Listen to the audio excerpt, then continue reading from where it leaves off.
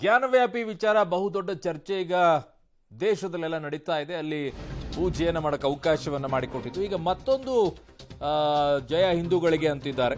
ಪೂಜೆಗೆ ತಡೆ ನೀಡಲು ಒಪ್ಪದ ಅಲಹಾಬಾದ್ ಹೈಕೋರ್ಟ್. ಮುಸ್ಲಿಂ ಸಂಘಟನೆಗಳು ಸುಪ್ರೀಂ ಕೋರ್ಟಿಗೆ ಹೋಗಿದ್ರು. ಸುಪ್ರೀಂ ಕೋರ್ಟ್ ಹೇಳ್ತು, ಇಲ್ಲ, ಅಲಹಾಬಾದ್ ಹೈಕೋರ್ಟ್ ಅಲ್ಲೇ ನೀವು ಅದನ್ನ ತೀರ್ಮಾನ ಮಾಡ್ಕೊಳ್ಬೇಕು, ನಾವು ಅದಕ್ಕೆ ಹಸ್ತಕ್ಷೇಪ ಮಾಡಲ್ಲ ಅಂತ ಹೇಳಿದ್ರು. ಫಸ್ಟ್ ಅದು ಹೈಕೋರ್ಟ್ ಅಲ್ಲಿ ಆಗಬೇಕು ಅಂತ ಹೇಳಿ. ಸೊ ಹಾಗಾಗಿ ಅದನ್ನ ಮತ್ತೆ ಸುಪ್ರೀಂ ಕೋರ್ಟಿಂದ ಮತ್ತೆ ಅಲಹಾಬಾದ್ ಹೈಕೋರ್ಟಿಗೆ ಹೋಗಿದ್ರು. ಹೈಕೋರ್ಟ್ ಅಲ್ಲಿ ಹೇಳಿದ್ರು, ಈಗ ಯಾವುದೇ ಕಾರಣಕ್ಕೂ ಕೂಡ ಪೂಜೆಗೆ ತಡೆ ನೀಡಲ್ಲ ಅಂತ ಹೇಳಿದ್ದಾರೆ. ಪೂಜೆಗೆ ತಡೆ ನೀಡಬೇಕು ಅಂತ ಕೋರಿ ಒಂದು ಅರ್ಜಿಯನ್ನ ಸಲ್ಲಿಕೆಯನ್ನ ಮಾಡಿದ್ರು. ಈಗ ಮತ್ತೊಂದಿಷ್ಟು ಅಲ್ಲಿ ಹಿಂದೂಗಳಿಗೆ ಯಾರು ಅರ್ಜಿಯನ್ನ ಸಲ್ಲಿಕೆ ಮಾಡಿದ್ರು ಅವರಿಗೆ ನ್ಯಾಯ ಸಿಕ್ಕಿದೆ ಅಂತ ಹೇಳ್ತಾ ಇದ್ದಾರೆ. ಸೊ ಜ್ಞಾನವ್ಯಾಪಿ ವಿವಾದದಲ್ಲಿ ಮತ್ತೊಂದು ನ್ಯಾಯ ಹಿಂದೂಗಳಿಗೆ ಸಿಕ್ಕಿದೆ. ಅದರಲ್ಲಿ ಪೂಜೆಗೆ ತಡೆ ನೀಡೋಕೆ ಅಲಹಾಬಾದ್ ಹೈಕೋರ್ಟ್ ಒಪ್ಪಿಲ್ಲ. ಸುಪ್ರೀಂ ಕೋರ್ಟಿಗೆ ಹೋಗಿ ನಂತರ ಮತ್ತೆ ಅಲಹಾಬಾದ್ ಹೈಕೋರ್ಟಿಗೆ ಹೋದ್ರು. ಅಲಹಾಬಾದ್ ಹೈಕೋರ್ಟ್ ಕೂಡ ಹೇಳಿತು.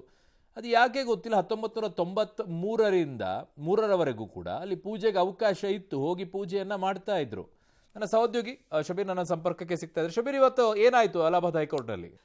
ಅರುಣ್, ನೋಡಿ, ಈ ಹಿಂದೆ ವಾರಣಾಸಿ ಜಿಲ್ಲಾ ನ್ಯಾಯಾಲಯ ವ್ಯಾಸ ಮಾಳಿಗೆ ಅಥವಾ ಬಾಬ್ರಿ ಮಸೀದಿಯಲ್ಲಿರುವಂತಹ ದಕ್ಷಿಣದ ನೆಲಮಾಳಿಗೆಯಲ್ಲಿ ಪೂಜೆಯನ್ನು ಸಲ್ಲಿಸಲಿಕ್ಕೆ ಅವಕಾಶವನ್ನ ಮಾಡಿಕೊಟ್ಟಿತ್ತು. ಯಾಕೆಂದ್ರೆ 1993ಕ್ಕಿಂತ ಮುಂಚೆ ಅಲ್ಲಿ ಪೂಜೆಗಳು ನಡೀತಾ ಇತ್ತು. ಹೀಗಾಗಿ ಆ ಒಂದು ಆಯಾಮದಲ್ಲಿ ಈಗಲೂ ಕೂಡ ಪೂಜೆಯನ್ನ ನಡೆಸಲಿಕ್ಕೆ ಅನುಮತಿಯನ್ನು ಕೊಡಬಹುದು ಅನ್ನುವಂಥದ್ದನ್ನ ಗಮನದಲ್ಲಿಟ್ಕೊಂಡು ಈ ಒಂದು ಆದೇಶವನ್ನ ಕೊಟ್ಟಿತ್ತು.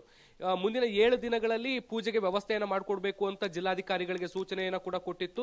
ಜಿಲ್ಲಾಧಿಕಾರಿಗಳು 8 ಗಂಟೆಯಲ್ಲೇ ಎಲ್ಲ ರೀತಿಯಂತ ವ್ಯವಸ್ಥೆಗಳನ್ನ ಮಾಡಿ ಪೂಜೆಯನ್ನ ಮಾಡ್ಲಿಕ್ಕೂ ಕೂಡ ಅನುಮತಿಯನ್ನ ಮಾಡಿಕೊಟ್ಟಿತ್ತು. ಈಗಾಗಲೇ ಪೂಜೆಯು ಕೂಡ ಶುರುವಾಗಿದೆ. ಈ ಒಂದು ತರಾತುರಿಯ ನಿರ್ಧಾರ ಅಥವಾ ತರಾತುರಿಯ ಬೆಳವಣಿಗೆ ಅಂತಾರೆ. ಈಗ ಆ ಒಂದು ನಿರ್ಧಾರವನ್ನು ಪ್ರಶ್ನಿಸಿ ಈಗ ಇದು ಮಸೀದಿಯ ಆಡಳಿತ ಮಂಡಳಿ ಏನಿದೆ, ವಾರಣಾಸಿ ಅಲಹಾಬಾದ್ ಹೈಕೋರ್ಟ್ಗೆ ಮೇಲ್ಮನವಿ ಅರ್ಜಿಯನ್ನ ಸಲ್ಲಿಸಿತ್ತು. ಮುಖ್ಯವಾಗಿ ಇಲ್ಲಿ 2 ಅಂಶಗಳನ್ನ ಗಮನದಲ್ಲಿಟ್ಕೊಂಡು ಈ ಒಂದು ಅರ್ಜಿಯನ್ನ ಸಲ್ಲಿಸಲಾಗಿತ್ತು. ಒಂದು, ಈಗ ನಡೀತಿರುವಂತಹ ಪೂಜೆಗೆ ತಡೆಯನ್ನ ಕೊಡಬೇಕು, ಮಧ್ಯಂತರ ತಡೆಯನ್ನ, ಜೊತೆಗೆ ಈ ಆದೇಶವನ್ನ ಪರಿಶೀಲನೆ ಮಾಡಬೇಕು ಅನ್ನುವಂತ ನಿಟ್ಟಿನಲ್ಲಿ 2 ಅರ್ಜಿಗಳನ್ನ ಸಲ್ಲಿಸಿಕೊಳ್ಳಲಾಗಿತ್ತು. ಈ ಅರ್ಜಿಯನ್ನ ವಿಚಾರಣೆ ನಡೆಸಿದಂತಹ ಅಲಹಾಬಾದ್ ಹೈಕೋರ್ಟ್ ಅರ್ಜಿಯನ್ನ ವಜಾ ಮಾಡಿರುವಂತದ್ದು, ಮಧ್ಯಂತರ ತಡೆಯನ್ನ ಕೊಡ್ಲಿಕ್ಕಾಗಲ್ಲ, ಮತ್ತೆ ಪೂಜೆಯನ್ನ ಕೂಡ ನಿಲ್ಲಿಸ್ಲಿಕ್ಕೆ ಆಗಲ್ಲ ಅನ್ನುವಂತ ಸೂಚನೆಯನ್ನ ಕೊಟ್ಟಿದೆ. ಇದಕ್ಕೆ ಕಾರಣ ಏನು ಅಂದ್ರೆ, ಜನವರಿ 17ನೇ ತಾರೀಕು ಅಲಹಾಬಾದ್ ಹೈಕೋರ್ಟ್ ವಾರಣಾಸಿ ಜಿಲ್ಲಾ ನ್ಯಾಯಾಲಯ ಒಂದು ಆದೇಶವನ್ನ ಕೊಟ್ಟಿರುತ್ತೆ. ಅದೇನು ಅಂದ್ರೆ, ಜಿಲ್ಲಾಧಿಕಾರಿಗಳೇನಿರ್ತಾರೆ ಅವರನ್ನ ರಿಸೀವರ್ ಆಗಿ ಈ ಒಂದು ಪ್ರಕರಣದಲ್ಲಿ ನೇಮಕವನ್ನ ಮಾಡಿರುತ್ತೆ.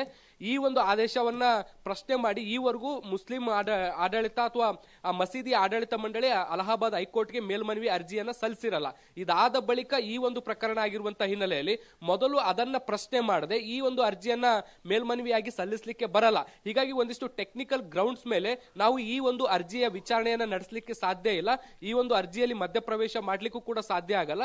ಹೀಗಾಗಿ ಮೊದಲು ನೀವು ಈ ಮುಂಚೆ ಕೊಟ್ಟಂತ ವಾರಣಾಸಿ ನ್ಯಾಯಾಲಯ ಜಿಲ್ಲಾ ನ್ಯಾಯಾಲಯದ ಆದೇಶವನ್ನ ಪ್ರಶ್ನೆ ಮಾಡಿ, ಅದಾದ ಬಳಿಕ ಈ ಒಂದು ಹೊಸ ಆದೇಶವನ್ನ ಪ್ರಶ್ನೆ ಮಾಡಿ ಅನ್ನುವಂತ ನಿಟ್ಟಿನಲ್ಲಿ ಸೂಚನೆಯನ್ನ ಕೊಟ್ಟು ಈಗ ಸಲ್ಲಿಸಿರುವಂತಹ ಅರ್ಜಿಯನ್ನ ವಜಾ ಮಾಡಿರುವಂತದ್ದು. ಹೀಗಾಗಿ ಯಾವುದೇ ರೀತಿಯಾದಂತಹ ಮಧ್ಯಂತರ ಆದೇಶವನ್ನ ಅಲಹಾಬಾದ್ ಹೈಕೋರ್ಟ್ ಕೊಡದೇ ಇರುವಂತಹ ಹಿನ್ನೆಲೆಯಲ್ಲಿ ಈಗ ಯಥಾವತ್ತಾಗಿ ಅಂದ್ರೆ ಜಿಲ್ಲಾ ನ್ಯಾಯಾಲಯದ ಆದೇಶದ ಅನ್ವಯ ಪೂಜೆ ಪುನಸ್ಕಾರಗಳನ್ನ ಸಲ್ಲಿಸಬಹುದಾಗಿದೆ. ಓಕೆ ಶಬೀರ್, ನಿಮ್ಮೆಲ್ಲ ಮಾಹಿತಿಗೆ ಧನ್ಯವಾದಗಳು.